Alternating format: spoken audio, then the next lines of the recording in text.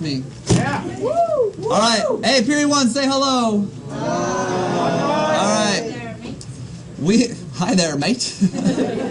We are going to do 4B9 Congress response to the Imperial Presidency. Here we go. Title your paper.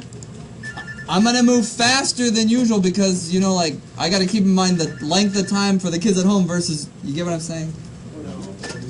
Robinson? Hello, Mr. Knight. How do I pause this?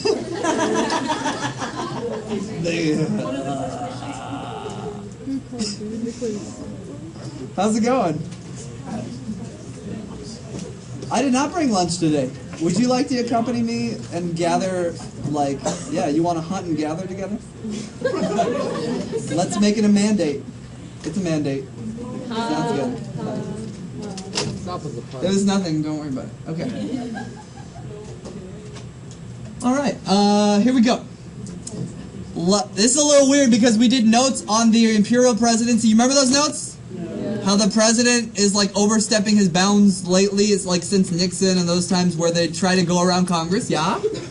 Well, these lectures are all about how Congress has tried to like get back some authority. And one good sense to know why Congress tried to do this is the Vietnam War and Watergate was like a big movement in the direction of trying, like Congress realized like we had given up too much authority. We've learned this a ton, and so write down what you need to write down, but the War Powers Act is a big way that Congress responded to the Imperial Presidency. Raise your hand if you remember War Powers Act. Okay, write down what you need to write down, because you remember it. In 1973, they realized, like, dang, we made a big mistake with Vietnam and just letting the president do whatever he wanted. From now on, we're going to be more strict about the president using his troops. And they passed this law. What do you think Nixon did with this law? He had a chance to sign it or veto it. What do you think Nixon did? He did veto it, and they passed it over his head. So one of the great passages over a president's head that I can think of. In case we're watching this video in 5 years, the Lakers just traded Jordan Clarkson and Larry Nance. That'll date the video real fast. 12-year-old kids right now watching this in AP Gov in 2025. Traded him for nothing. For money. So okay. Exactly. For the dream of LeBron that probably won't materialize. Check back. See what happens. I'm talking to the camera. Alright, so you know the War Powers Act, it means that if you're a president and you want to send troops somewhere, you need to notify Congress within 48 hours. Congress can pull those troops back. There are these day requirements, like he must take them out after 60 days, maybe another 30 if they can't safely leave. So basically it puts the power back in Congress's hands about deploying troops. Because presidents had learned, I can send troops everywhere as long as I don't declare war, like, we're good. This is Congress's way of saying, no, pump the brakes. I want to click. If my speed is going to bother you, you should take a picture, because I want to click, okay? Or you could always watch this. Okay, letter B, criticism. Some people think that the War Powers Act might be you know what, you can listen and just, you don't, like this, I wouldn't write, for you kids at home too. Criticism. Some people might call the War Powers Act unconstitutional, because it kind of usurps. Everyone say usurp. Usurp. Nice word. It usurps the president's authority as commander-in-chief. I'm not saying I agree with this. It ties the hands of the president. It's too inflexible. And it makes it easy on the enemy. If you're fighting the U.S., just wait 60 or 90 days and you know they won't be around anymore. Kind of. I think I kind of like the War Powers Act because we kind of let presidents get away with a lot when it comes to like overusage of troops, probably. Presidents like to call it unconstitutional, but they still cooperate with it. I remember that Trump submitted a War Powers Act request when he sent troops somewhere. So even Trump, while he's been president, has used the War Powers Act. Next. Okay, now we're in a new subheading. There's important stuff here, so I would write down the heading, Congress and the CIA. The CIA, how do you describe the CIA? Well, that is the words that they mean, but what? Spies. Okay. Where do they deal with? What's their jurisdiction? International affairs. So they're not in the country like spying on your phone. They're in England spying on Russian ambassadors' phones and that kind of thing. long story short, there's a lot of history up here. ABC is just like past stuff that the CIA did. Did you learn? When I teach U.S. history, I tell my kids, like, let me tell you the real history of America. In the 50s, 60s, 70s, our CIA was very involved in, like, assassinating world leaders and, like, upsetting things in the Middle East and, like, causing trouble. And does this ring any bells? Like, Iran-Contra affair and all these different things. Like, they were kind of, like, they were getting involved in, like, executing. It's the things we complain about Russia doing today, we were kind of doing in the 50s, 60s, 70s. Well, I think Congress kind of got uncomfortable because that's the growth of the executive branch. So they started to pass a little bit of a response to this, and this is the thing, I don't know how deep I want to get into this with Trump and everything, but they created something called the FISA Courts, Foreign Intelligence Surveillance Act. And that means if you want to, like, do this stuff with the CIA, if you want someone to get spied on, if you want, I guess if you want someone to get spied on, you need some judges, these special secret judges. It's our most secretive court in the country. You want these special secret judges to have to agree to it, because we don't want to just give a blank check like, oh, CIA, you can watch whoever you want.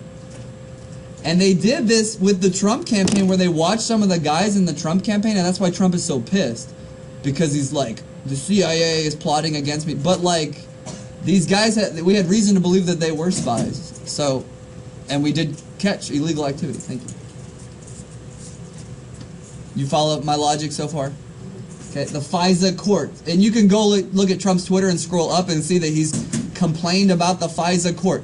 But who appoints judges to the FISA court? It's not Obama. It's the Chief Justice of the Supreme Court, and that's a Republican, and so not a lot of that makes sense. Yes?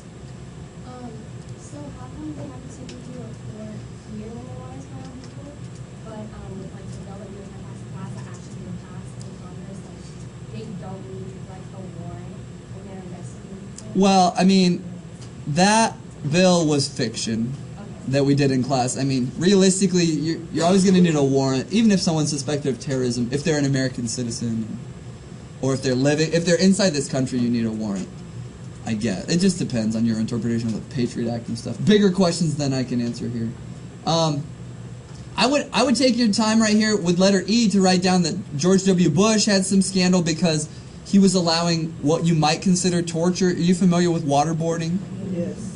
Remind me next class, we'll watch a video of someone getting waterboarded.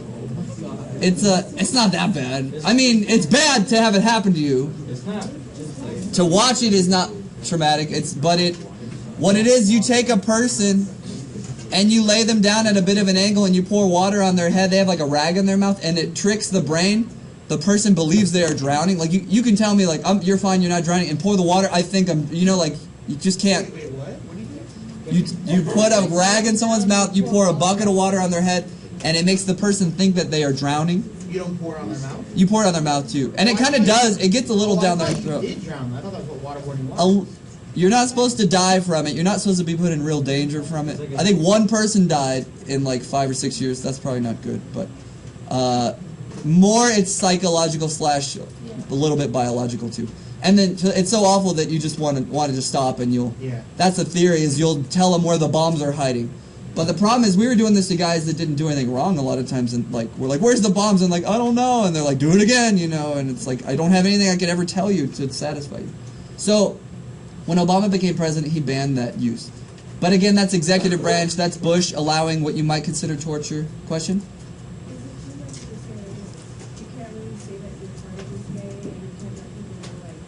You definitely would keep it a secret. It depends on your job. I mean, there are guys that show up and work at a desk every day, and then there's like secret agents and stuff. Certainly, yeah.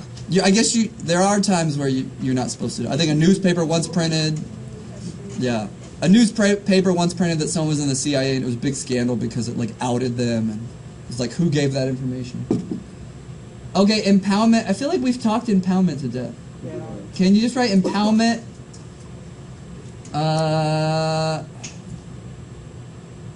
It's like, do I want any of this?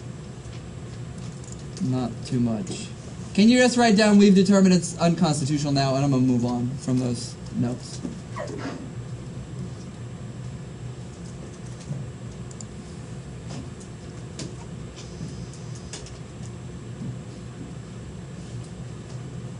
Okay, Roman numeral 5. Yeah, these are not super short notes. Roman numeral 5, confirmation of presidential appointees. So Congress is responding to the imperial president. Letter A is senatorial courtesy. You had it as a vocab word, but let me just explain what it is. All over the country there are courts with judges and attorneys that are appointed by the president, believe it or not, all over the country. Typically, like if there's an opening in California, Trump is supposed to call the California senators and kind of get their blessing. Like, hey, I want to appoint this judge. Is that cool with you? That's called senatorial courtesy. It's just something we've practiced for like the last 50 years and just know what it is. So it doesn't come up very much on AP Gov tests and stuff, but it's the idea that the president would call the senators from the state and be like, I'm thinking of these judges. Is that cool with you? All right?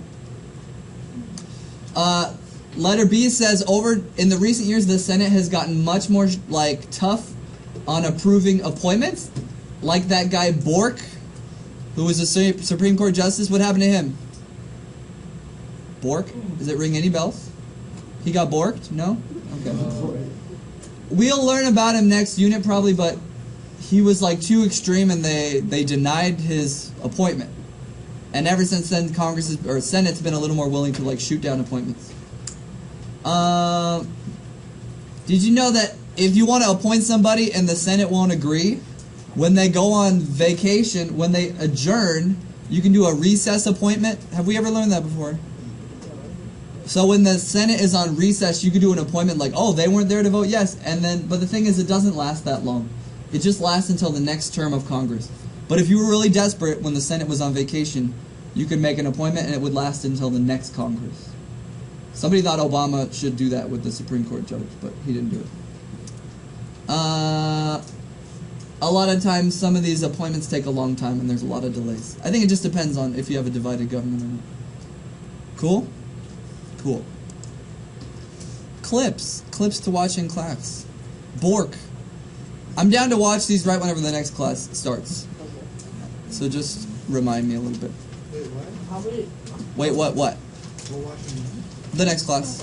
Oh, how do you work? I'm not done with the notes though. Let's take a peek. 1, 2, 2 slides left, but the second one's lengthy. The legislative veto. Let me determine what I want you to write from this.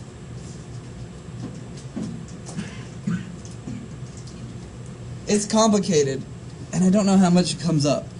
But like, Congress would pass a law, and then the law would be relevant to some bureaucracy, and then Congress could analyze and determine if they wanted to like veto what the bureaucracy was doing. In other words, it was a way that Congress was really trying to get involved in the bureaucracy, and the courts kind of struck this down.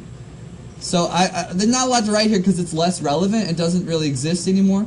But Congress was trying to get more involved in the bureaucracy. They were trying to be like, we can veto, if you do something we don't like, we'll veto it. And that's a little bit like overstepping their boundaries. And this court case, INS v. Chadha, got rid of the legislative veto, so it doesn't even exist anymore. So there was a time for like 15 years they were like, hey, if the Environmental Protection Agency does something we don't like, we can stop it. And that already sounds like a bit of a violation. You better pass a new law, but you can't just stop some action because you don't like it. And sure enough, a court case struck it down as unconstitutional.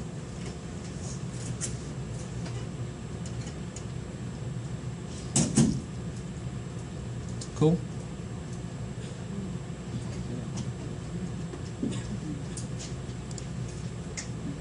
This is our very last slide. A lot of words up here. Let me see what I actually want you to write. I don't care that much about A. I guess one way to phrase this slide is that Congress has been willing to get much more involved in holding hearings and investigations of the executive branch overstepping their boundaries. They did this with Reagan. They did this whenever Bush did not use the War Powers Act. Robinson. Hey. Yes. Sure. Ethan Cheat, phone. What? Phone. That's right. Why don't you write down the Patriot Act? Have you ever taken notes on the Patriot Act in here? Yeah? You can write down the Patriot Act gave the president a lot of expanded powers to catch terrorists. Yeah, I did. Let's get Ethan on the video. Okay, okay, I'll get it. Okay. Thank you. That was Ethan, she? She called you a good boy? The Patriot Act was passed under George W. Bush after 9/11. It gave the president a lot of expanded power to catch terrorists. And it lets him go around the FISA court and stuff when it comes to catching terrorists. These are all just examples of times. They're historical, so they're less important to this class, but times where the Congress stepped up and tried to be like, hey, President, stop using so much power. Like down here, they became critical of Bush's handling of the Iraq War and the torture. They became critical of the Patriot Act. Question. How were they like in Iraq for so long? Like they didn't declare a war? Because they did still vote yes on it, but yeah, but they didn't declare it a war.